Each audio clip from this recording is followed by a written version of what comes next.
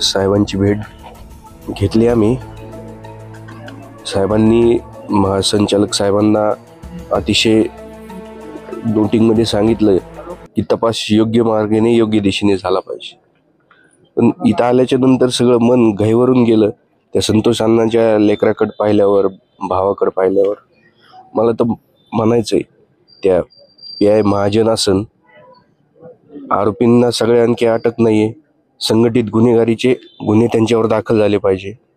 आणि असं जर झालं नाही आणि त्या महाजनला इथं कशाला ठेवलं हे बी कळत नाही, अजूनही अल्टिमेट दिलेला आहे समाजानं, त्याच्या जर पूर्वत काही तपास झाला नाही तर या SP आणि त्या महाजनना आम्ही बांगड्याचा हार शिवसेना स्टाईलनी बांगड्या पोच करू आम्ही त्यांच्या ऑफिसला।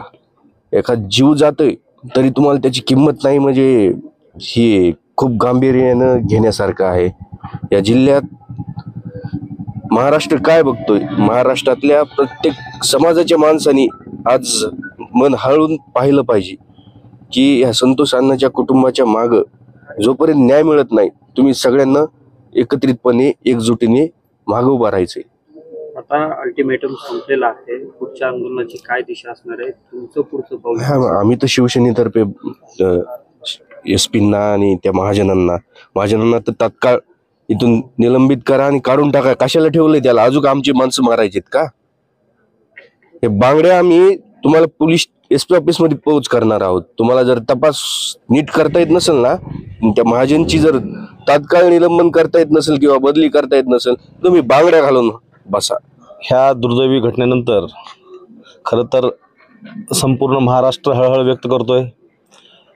आम्ही आमचे नेते उपमुख्यमंत्री एकनाथ शिंदे साहेब यांची आम्ही भेट घेतली दोन्ही जिल्हा प्रमुखांनी, आणि सविस्तर विषय त्यांच्या कानावर घातला, लेखी निवेदनही दिलं आणि योग्य दिशेनं तपास होण्यासाठी पोलीस महासंचालकांना शिंदे साहेबांनी निर्देशही तसे दिलेले आहेत। ठीक आहे, गेलेली व्यक्ती आपण परत आणू शकत नाहीत, परंतु त्यांना न्याय देण्याचं काम आम्ही प्रामाणिकपणे करणार आहोत। या कुटुंबाला आधार देण्याचं काम सुद्धा आम्ही प्रामाणिकपणे करणार आहोत। यांना आधार देऊन आम्ही काय फार मोठं काम करत नाही, परंतु माणुसकी जपण्याचा एक आमचा प्रयत्न या ठिकाणी आम्ही करणार आहोत। माणुसकी सर्वांनीच जपली पाहिजे, माणूस म्हणून जगलं पाहिजे।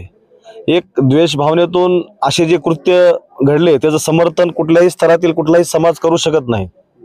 नक्कीच ही दुर्दैवी घटना आहेत, पुन्हा अशा घटना या महाराष्ट्रात होऊ नयेत, या बीड जिल्ह्यात होऊ नयेत म्हणून पोलीस प्रशासनाला सुद्धा या ठिकाणी त्यांच्या काही चुकांची काळजी घेणं गरजेचं आहे।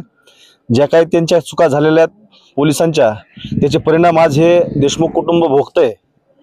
आणि नक्कीच मला वाटतं यामध्ये जे काही दोषी असतील, मग ते गुंड असतील किंवा कोणी कर्मचारी असतील, यांच्यावर कठोर कारवाई झाल्याशिवाय राहणार नाही।